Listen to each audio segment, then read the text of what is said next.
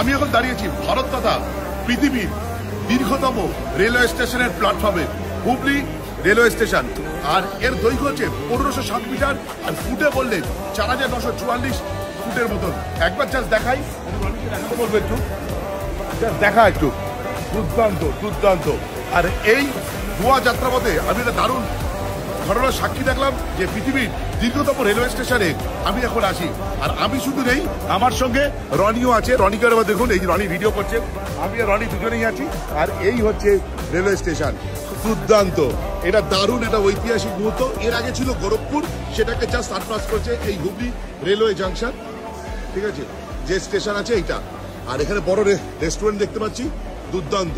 আর ওই দিকে যেখানে আমাদের এসি কোচগুলো দাঁড়িয়েছে, ওখানে কাজ হচ্ছে। যারা এসি কোচে আসবেন তারা একটু এগিয়ে আসবেন। আর অবশ্যই এই ঐতিহাসিক ঘটনার সাক্ষী রাখবেন নিজেকেও এই হুবলি রেলওয়ে জাংশনে এসে।